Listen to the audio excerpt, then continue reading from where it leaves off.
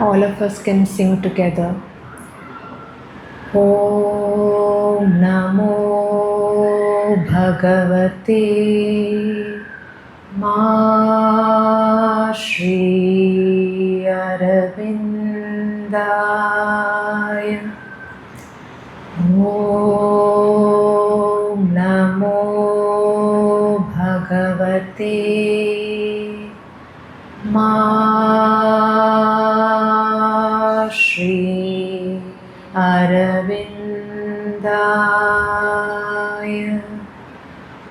Om Namo Bhagavate Ma Sri Aurobindo. Om Namo Bhagavate Ma Sri Aurobindo. Om Namo Bhagavate Ma Sri Aurobindo.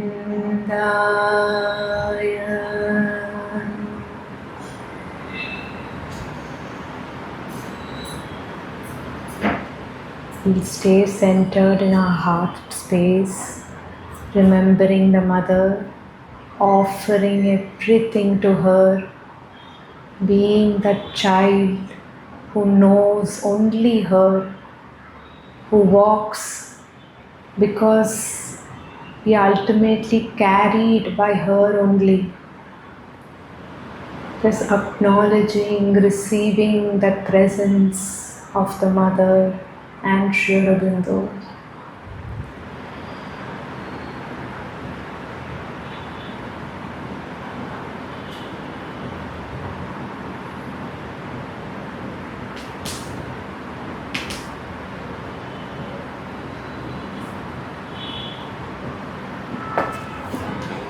Today, the next 1 hour, we'll be dwelling on beauty. Beauty is his footprints, showing us where he has passed. It's a line from Savitri. When the divine walks, he spreads beauty, love, delight. Wherever we see beauty, it is because the divine has crossed that space, touched that space.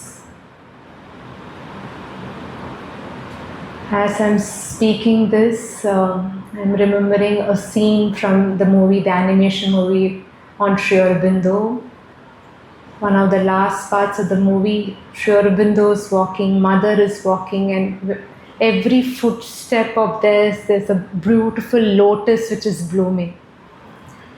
So if you see beauty anywhere, it is because of the presence of the divine. Mother says, in the physical plane, the divine expresses himself through beauty. In the physical, the existence of the divine we know through beauty. On the mental plane, through knowledge. On the vital plane, through power. And on the psychic plane, through love. So if we feel the divine's presence in the various parts of our being, in the physical, it's beauty, mental, it's knowledge. The vital divine is power. The psychic plane, he is that love, that all-forgiving, unconditional, spontaneous love, holding nothing against us but just pouring and pouring. And it's not only in the physical that we talk about the divine as beauty. Mother also says that beauty in thought, beauty in feeling, this is something we perceive often. When someone has done a very noble deed, very generous, very unselfish, quite spontaneously we say, it's beautiful, it is beautiful. And it's true, it gives the sense of beauty. Beauty is a great power. Beauty does not give its full power except when it's surrendered to the divine. Beauty is enhanced, it reaches its completeness only when it's surrendered to the divine. We'll all know the setting of Pondicherry, Matri Mandir, how beautiful it is. And the gardens around Matri Mandir. Mother has said, you don't need to name the garden at the entrance. This is the garden of consciousness, this is the garden of bliss, this is the garden of beauty, this is the garden of peace, this is the garden of existence or whatnot.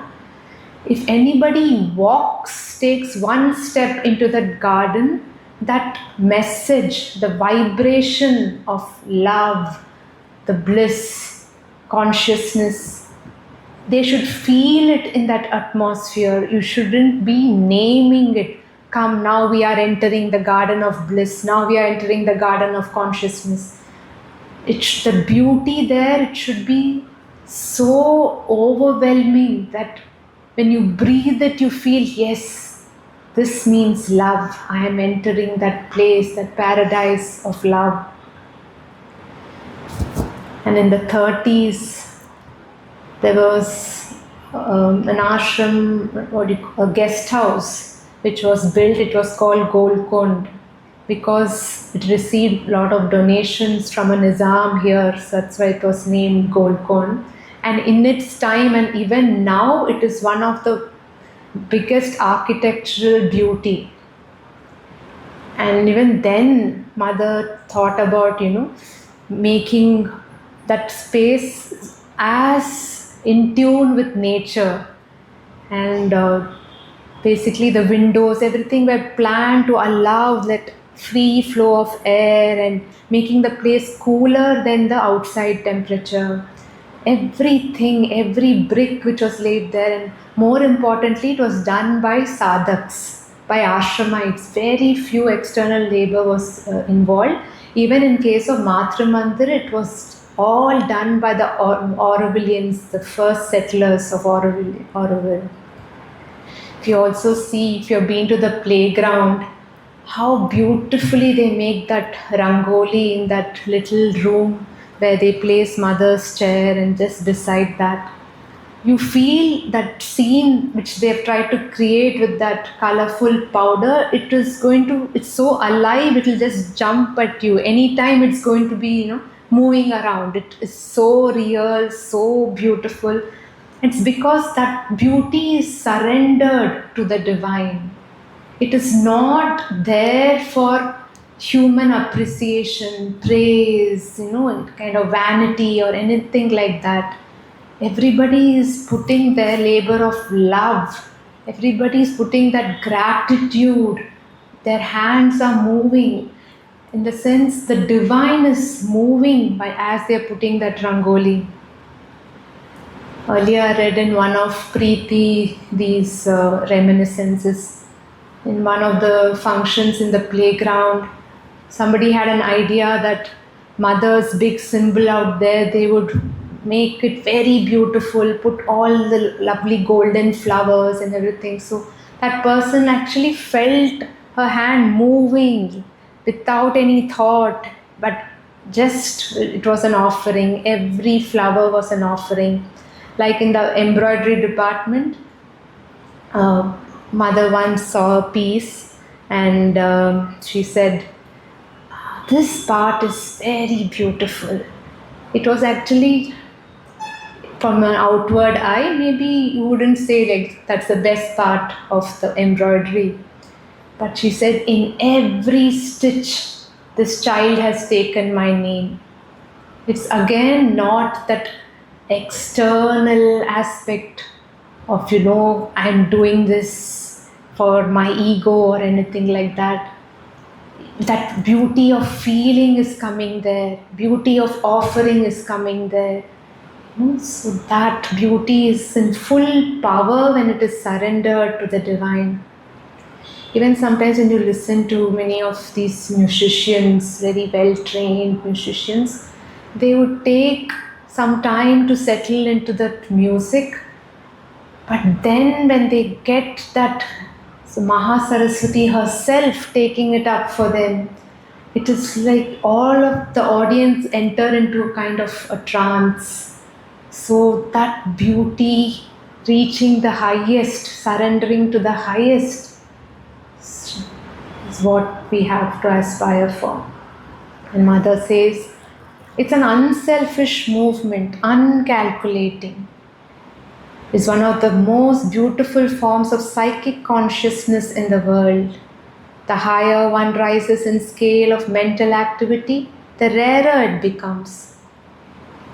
For with intelligence come all the skill and cleverness and corruption and calculation.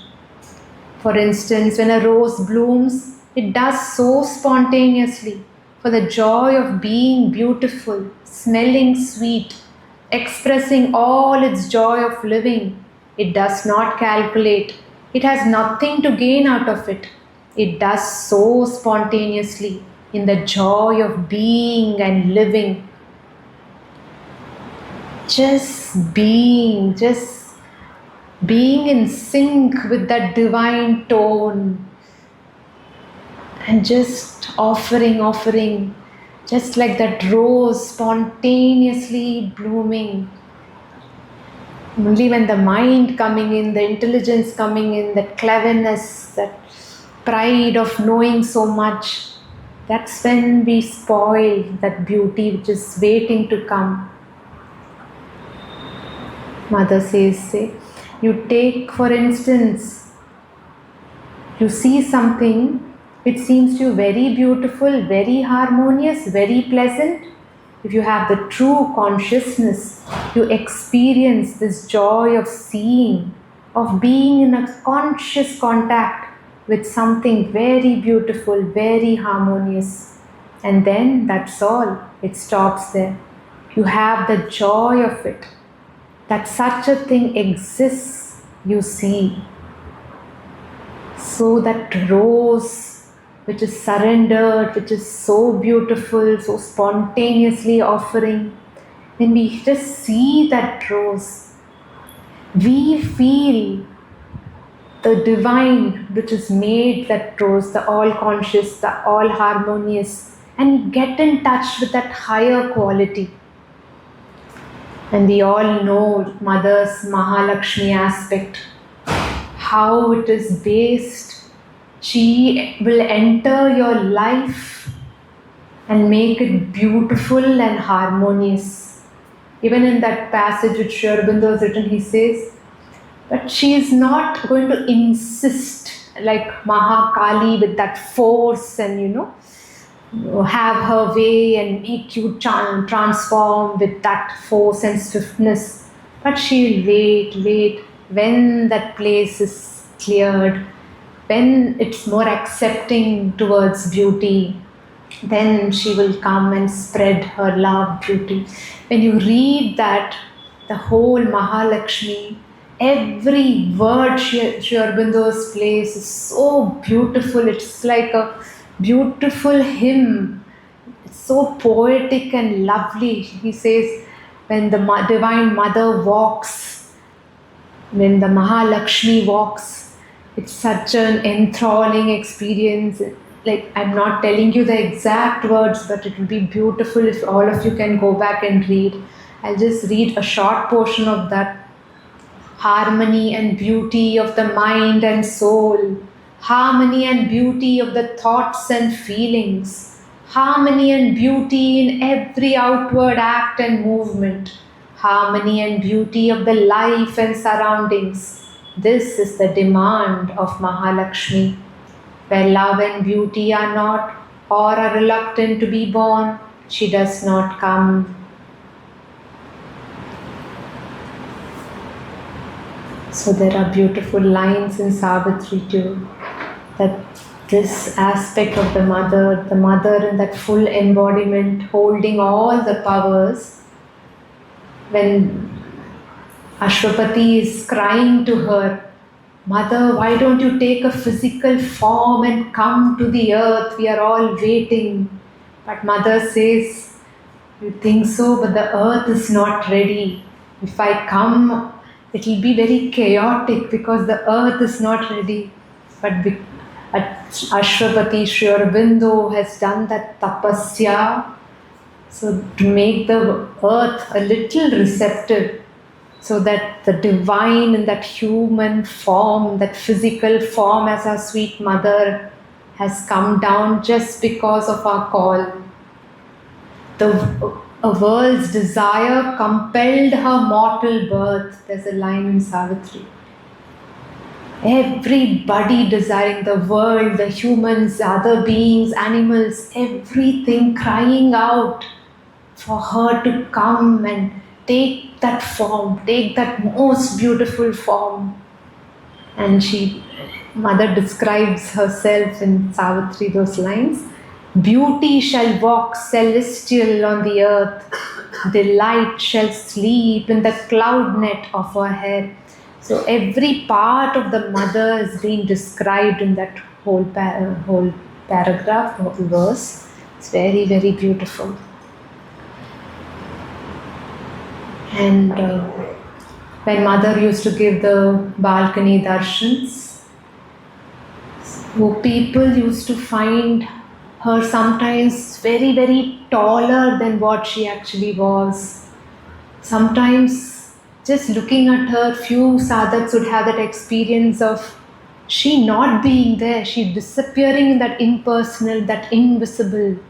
And he told the mother also, "Mother, where are you? I didn't see you for a few seconds." Yes, for a few moments, I was absorbed in that universal Shakti, in that impersonal, so you caught me there, and that's when you felt that I'm not in that particular body, but everywhere. And people describe like mother's eyes, her skin, her touch, her feet, all such beautiful experiences. And we are just so fortunate to hear and just hear and be and live those experiences in these writings. Once Amal Kiranda jokingly said, he had this thing of, any girl he sees, he would like to fall in love with that person. And he had a lot of flings and all. So then he said, "But once when I saw the mother, the all beautiful, I just couldn't look at any other person.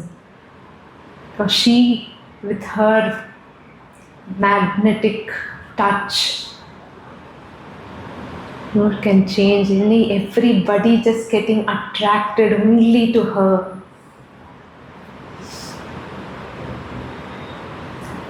And we'll go to why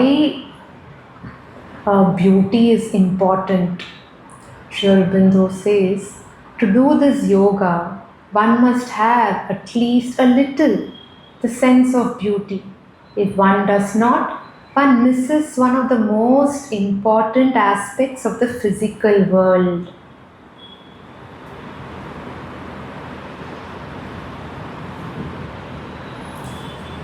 And we also know why there's so much importance given to the physical body. You must have seen some videos of all the ashramites doing their physical exercises and all of that. It's because to get that beauty, the divine in the form. So it's very important to open to that beauty.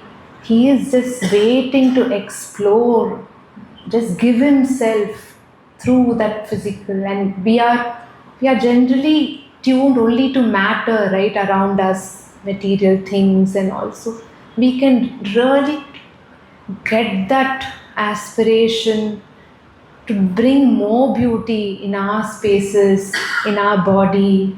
And we are not even like dressing up for the sake of, that's in fashion and I look beautiful, this color suits me. But it's about that harmony, everything in the right place. His mother has given this body, and how best, we can use her energy and whatever is coming, the way she wants us to be, way she wants us to transform every cell of the body, just open to that. In fact, there were some sadhaks who used to comment, make these loose statements. Why should mother wear lipstick? Why should mother wear a beautiful sari? So mother would say, my beautiful children have offered that to me. Why should I not wear? Recently I was reading something. So this one of the sadhaks had offered something to the mother, and she had it in her mind, oh, mother has not worn it yet or something like that. Then the very next day, mother wore that sari. And she remembers. And she's doing not only the, managing the ashram, managing the sadhaks in that geographical place, but she's acting in the world, acting the universes. In one end, she's controlling the forces of the world war. And one end, she's bringing down the supramental light, working for that. And she's taking care of that particular sadhak wanted me to wear that sari, and she will wear it. And I think in the prosperity distributions one day, mother had given one sari to her, to one sadhak. And then she said, I think the previous time also I gave you the same sari with that green border, right? Okay, you come tomorrow, I'll give you another one. So little bit of the details mother has noted. According to the childishness of the sadhak, what the sadhak wants, according to that sadhak, what is beauty, she is responding even to that extent. And we have that audacity, say, why are you wearing lipstick? Why are you wearing that grand sari? It's like, my children have given it to me. They have made it with all the love. Why shouldn't I not wear? And she one place said, you want the divine to be in rags. And also there was a point when ashram was going through some dire financial crisis, like during the World War, the Japan coming and attacking, and the ashram was flooded with children and too many people to manage, and every day was a challenge to just keep the ashram floating. And there were times mother used to wear saris with patchwork. And she used to say one more thing, okay, this material which is inconscient, the divine has poured himself into that. Why not I use it, reuse it? To that extent, she used to say. Even one day her handkerchief was full of patchwork, a little handkerchief. And she said, this also wants to be in my constant touch. How can I just throw it away? It's giving itself to me. How can I just discard it? So our Divine Mother, her ways are so mysterious. So it's important to get in touch with the beauty which Mother, in that form, she has come just to spread beauty in our thoughts, in our actions, in our body, in every aspect. Also, Sri Aurobindo says, Mother says, beauty helps you to become widening your consciousness. So when you see a beautiful landscape, when you see the sunrise, sunset, the beach, the mountains, you lose your littleness in that wideness. You are so enamored by that beauty. And when you see during the sunset or in sunrise, the colors that the sky is playing with, like the divine artist is just playing, going wild, putting those beautiful colors, and you get in touch with that wideness. Even mother says, when you feel very closed up, shut in, all you do is just look up to the sky, look up to that vast sea. Just lose yourself in that infinity, in that wideness, in that beauty. But generally, what we have seen in the traditional paths is, for spirituality, beauty is not necessary. Beauty is ornamental, superficial. That's why you see so many monks, they are in the same colored dress, they shave off their hair, all of those things. Like, we shouldn't get so carried away by beauty. It should be so much our inner life, only meditation and all of that. But everything is waiting to express the beauty. We are not giving it that chance to express itself.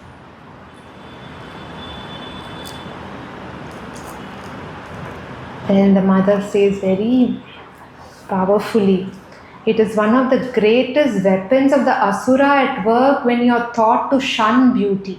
It has been the ruin of India. It is one of the greatest weapons of the asura at work when you are taught to shun beauty. It has been the ruin of India. The divine manifests in the psychic as love, in the mind as knowledge, in the vital as power, and in the physical as beauty. If you discard beauty, it means that you are depriving the divine of this manifestation in the material, and you hand over that part to the asura. So it's good to always invite beauty, always be conscious. Even in our simple routine activities. The last 1 week I've just been reading some of these quotes. The point is, unknowingly, everything around me is to be beautiful, it's to be beautiful, it's just coming. Like, I know I'm doing a very unconscious, random, very haphazard way of doing something. Like this morning, I was putting some clothes in the washing machine. I just put it like tap, tap, tap. Then I said, like, what am I doing? Is there any beauty of gesture, of movement? I just want to get it done.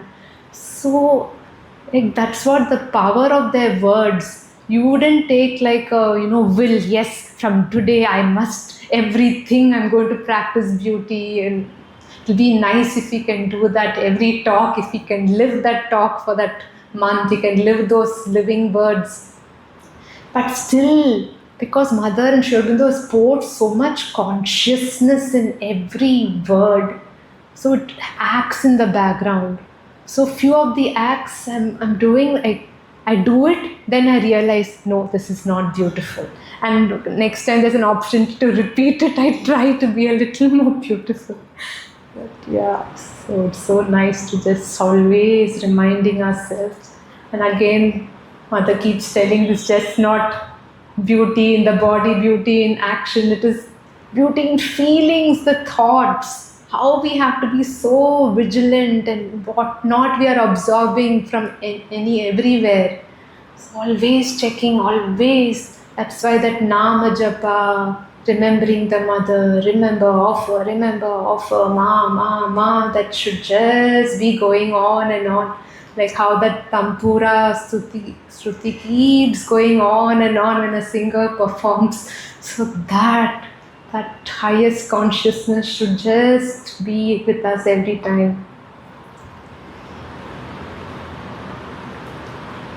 And it's not so difficult because, like Sri Aurobindo Mother is saying, in nature it is so easy to find beauty. When you're sitting in a closed room, a little window, if you can peep at the sky, how dynamically changes the color over the day. Little ray of sunlight coming into your room. So it's easy to experience that. Tune into that vibration, tune into that beauty in nature, then bring it in your life. The chirping of birds, all that they've explained so beautifully here. And Mother says, flowers represent the soul element in nature. The soul in nature is represented as flower. And she says, in the animal world, that soul element, if you have to give a form to it, it's in the representation of birds. So beautiful. And also, I remember one thing which Alokda says sometimes. The swan, which is that highest form of that, the bird kingdom, it's not like a scavenger bird or anything like that. For him, for the swan, it's the nectar of the lotus. That is its food. If all of us can just live like that swan, what feeds us is that nectar of Mother Sri Aurobindo. You'd say, okay, a crow, an eagle, and all of these things, they're just going like down into the muck and dirt and trying to figure out their survival, their food. But the swan is at such an elevation and just wants the highest. And also, if you feel like we've been talking, beauty gives you that joy, that delight. Even if you see a little child playing, you may be going through 101 things, confusions in your head and relationship problems, stress of work, a lot of things. Simplest things, seeing a little child play, seeing a little dog or cat play or whatever, and then like say suddenly you see some flowers and now monsoon and there are such vibrant flowers wherever you go and there's so much green everywhere. It fills you with that happiness.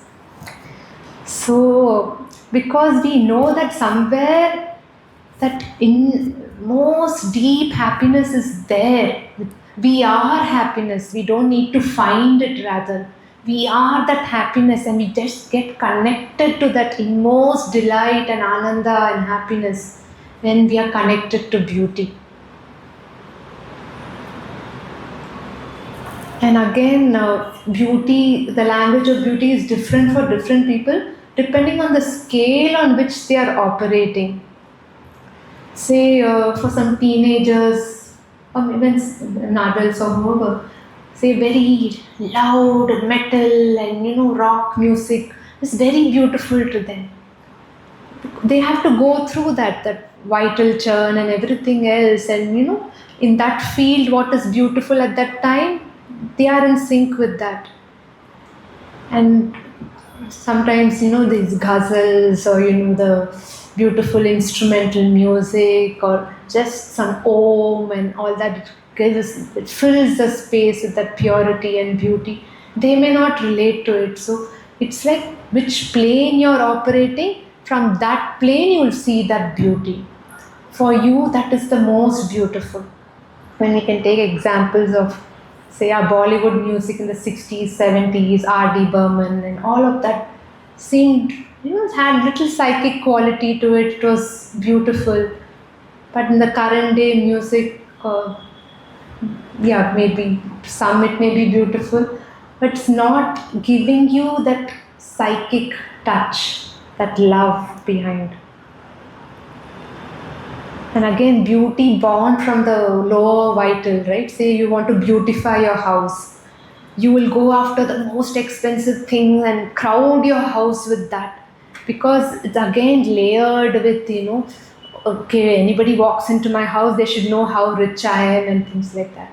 And if you're seeing, our ashrams and the Golconda and the guest houses, especially Golconda, minimalism and elegance. And if you also see Auroville, many guest houses in Auroville, minimum furniture, nothing over the top, soft, elegant colors, flowers everywhere.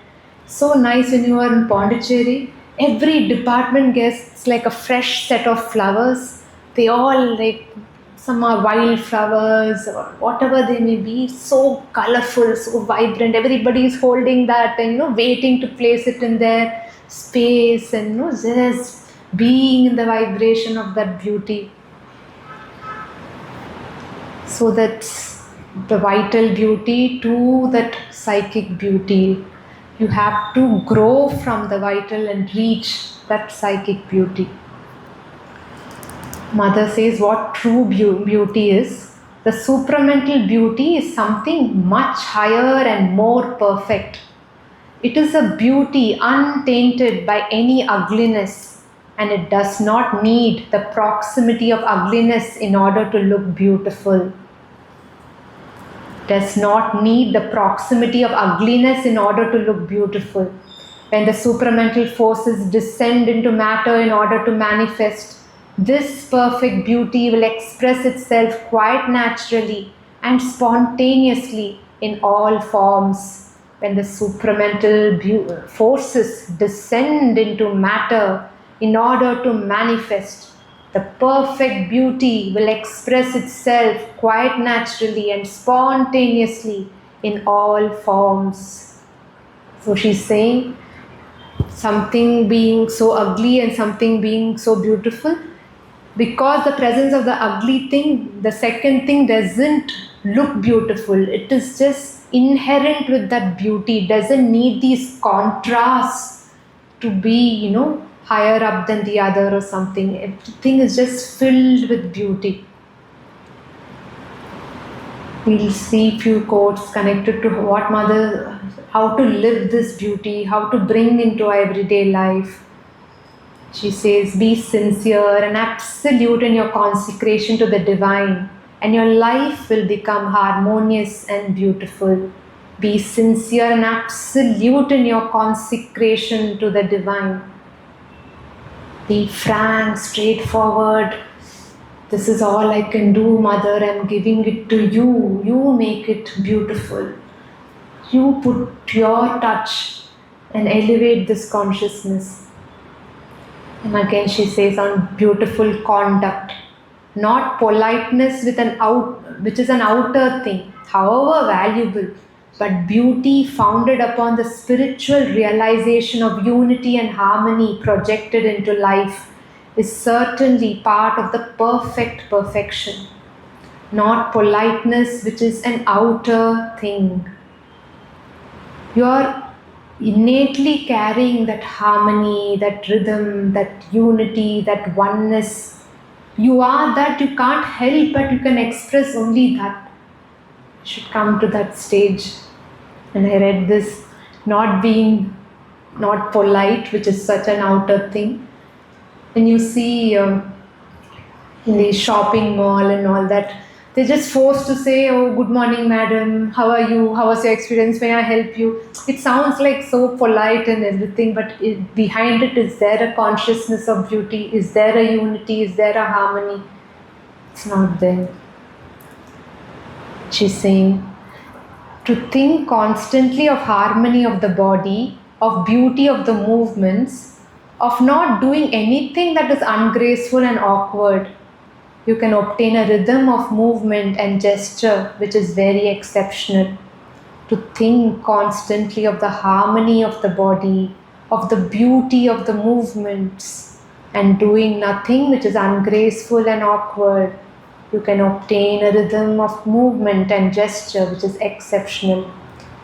Once Mother, she talks about she walking the streets of Paris, and she was noticing this one lady.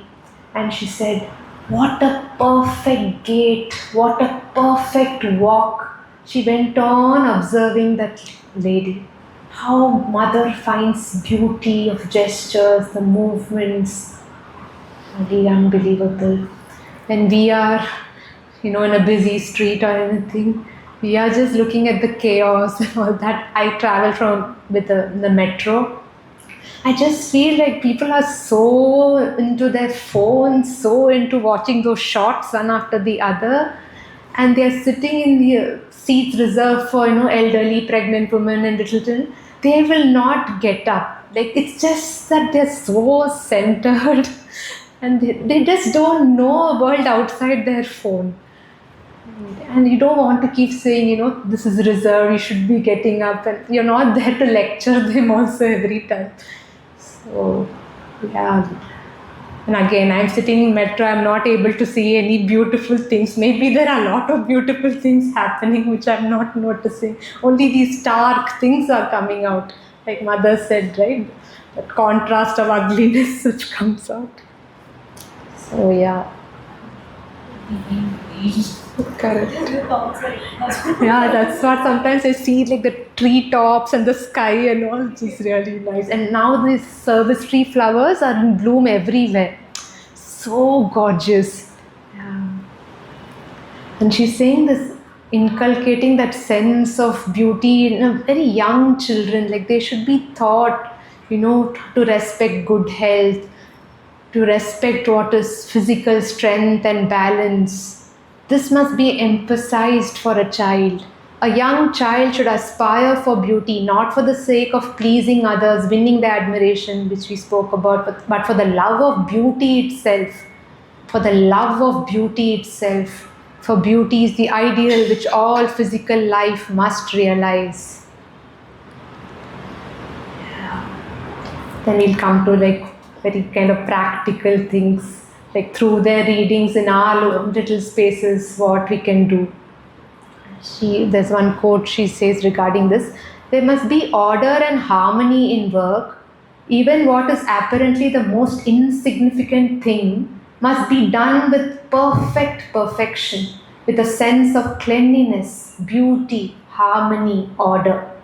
Even what is most insignificant must be done with perfect perfection, with a sense of cleanliness, beauty, harmony, and order. Yesterday I saw my sink full of vessels. I said, oh, it looks so ugly. Even there, can I bring some beauty, at least arrange them neatly, not just throwing them on one another? So, in smallest of the things. And sometimes we feel, at least I feel a lot of times, that when you spend too much time on the routine activities, some of the other activities, you're not giving those activities enough time. You want to rush through the routine activities. So, no, that is also mother's work. It is your work to bring the beauty. That is the most challenging work. Bring that beauty in matter. There's nothing insignificant. It's not just sitting in meditation, sitting here, speaking on something. That is just not the work. But whatever we do, we have to keep reminding ourselves, right? She told Udarda, from the minute you get up in the morning, what do? Do you even think of me? He was like, no, I just go to the washroom, do my thing. But think of me. Think of me when you're lifting that brush, when you're putting that paste, when you're brushing. Call me. I'm standing near you. I am brushing through you. It's really beautiful. So every moment living her presence. And today I was reading something. So she asked a few sadhaks, so did you feel anything? So everybody said, not much, mother, not really. What do you want us to feel? One sadhak said, did you pour a dissent that you feel that we have to feel something? She said, there is no dissent. The presence is there constantly. It is constantly pouring down. Don't wait for that one dissent to happen. So just living in that mindset. And mother also talks about how you arrange your desks, the tables, the shelves, all of that. So it's a representation of your thoughts. The more neat and organized it is, even your mental space, your thoughts, ideas are all very clear and full of clarity, not much of confusion. But on the contrary, she also said, I know this one person who had so many books, so many papers, so many letters here and there. But he knew which paper, where it is from, what to do with it. He wouldn't have to search for anything. That was Sri Aurobindo. Yeah. She's saying the rough handling and careless breaking and waste and misuse of physical things is a denial of the yogic consciousness. It's a denial of the yogic consciousness. If you have been to that Sri Smriti, everything used by the mother, most important articles are kept there for how many years, Mother has got few of the things from Japan. There are 3 or 4 cupboards filled with that. How much mother has looked after each and everything. And when there's a little prayer also, I think it's from prayers and meditations. She said, I have been looking after you, all these things, but now it has to be passed down to some other person. Let that person hold you with that same consciousness and love. And we know Champaklalji. Everything of the mother he was collecting. Mother used to use the tissue papers, leave it aside. He collected all the tissue papers. In one of the 29th February Darshan Day, that was given to every sadhak who was present on 29th February. And in Sri Smriti, because they can't, those papers are getting, crumbly, and, a lot of powder was around them, like totally disintegrating. They made the paper like a paper pulp and made little bowls, and they've kept it over there. So even the mosquito repellent, that smoke, that whatever, the ashes, that has also been collected. Label them also. Yeah. And one more interesting thing there is, during the summers, Sri Aurobindo would prefer to tie his hair up in those thin satin ribbons. That is also there, and mother used to tie it for him. So everything they maintained, and now that we can't go to Sri Aurobindo's room so often, and only 1 or 2 days in a year we can go, but they have touched and used all those things. There's a mirror over there. Few people have noticed, and they had to get the rims of it framed because mother felt a bird used to keep pecking on that mirror and it shouldn't be getting hurt. The edges are very sharp, so they framed it, and that is also kept over there. So every small thing, every little detail, that Mahasaraswati in her full energy, she's working. And recently I read one thing. So Nirodha used to read out his book to the mother in the 70s, 71, 72. Every day he used to get half an hour slot with her and used to read. And one day there was one small task. Mother had to write a message for one particular conference. One sadhak was representing that conference. So mother was writing, and she made a spelling mistake. Homage spelling, she spelled it as double N. It should be single M. Then Nirodha and another one more sadhak, they were making a gesture, but they didn't want to tell the mother, you have made a mistake. But mother sensed it. What do you want to convey? Then she said, mother, this has only one N. Then they said, just scratch it and write over it. It's perfect. No. She would take a fresh paper, write everything even more neatly, and she would give it. So bringing that order in ourselves, and our dear Chaitanya, she works around this, right? Decluttering, bringing order and beauty in people's lives. And that you can see that clarity it is getting in your thoughts also. I mean, generally, whatever we are doing, like we can play that Tampura music or an Om chant, or mother's music, mother's Savitri reading can always be in the background, and like all these beautiful flowers we can arrange, little mandalas in every corner of the space. That is giving that needed vibration. When recently I saw somewhere, if you keep too many artificial plants, like they are dead energy. But you replace them more with those live plants, right? They are giving that positivity that I am growing, I am nurturing the space, like that if you could do. It's all small things that we can do. And I know a person, she does this practice of sacred cooking.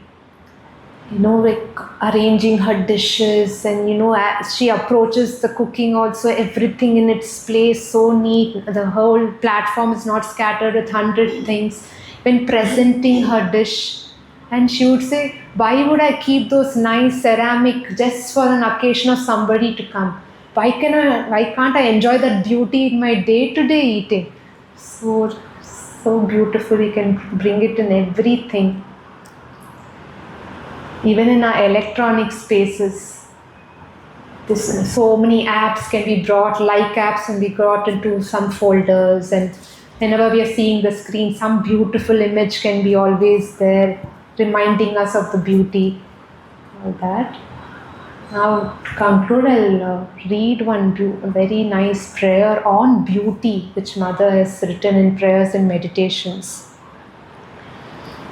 In the world of forms, a violation of beauty is as great a fault as a violation of truth in the world of ideas.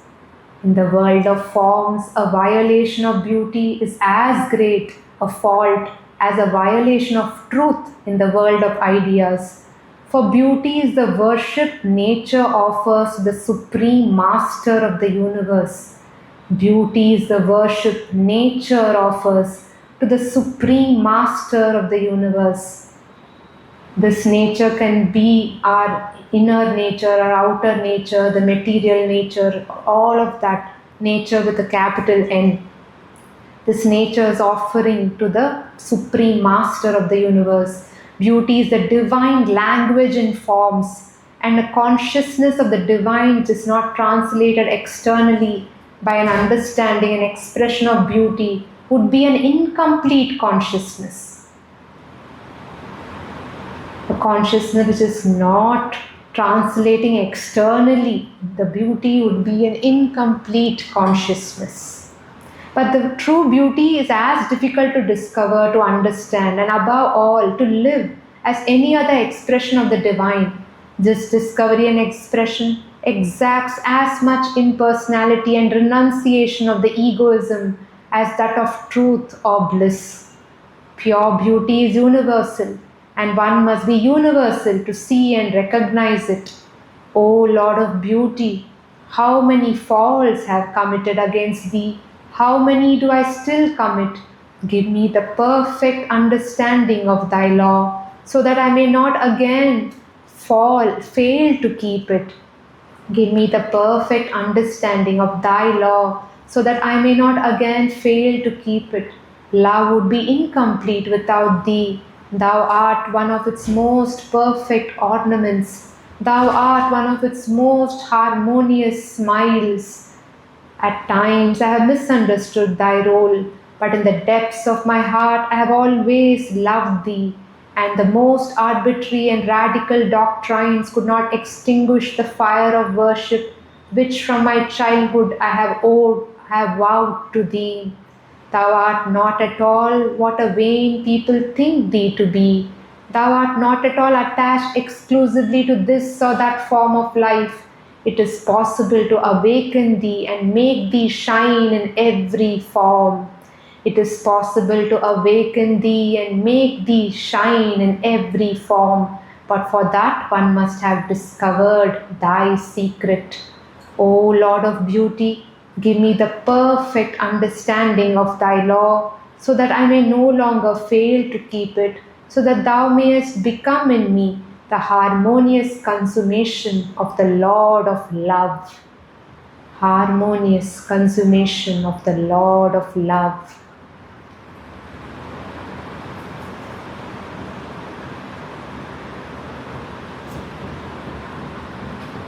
I'll read one more quote and we can just meditate on this. Let beauty be your constant ideal. Let beauty be your constant ideal.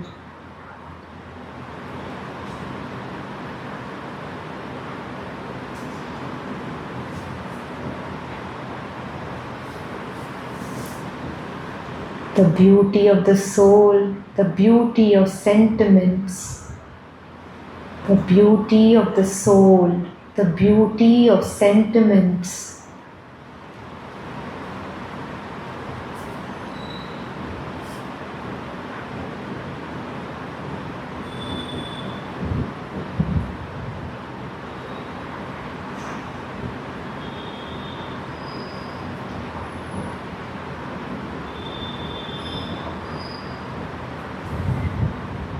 The beauty of thoughts,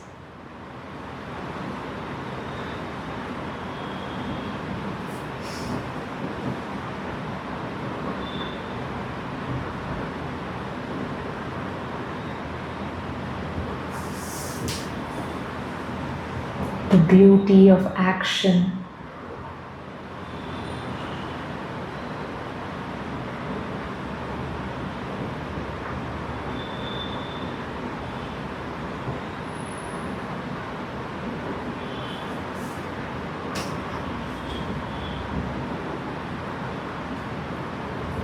The beauty in the work, the beauty in the work.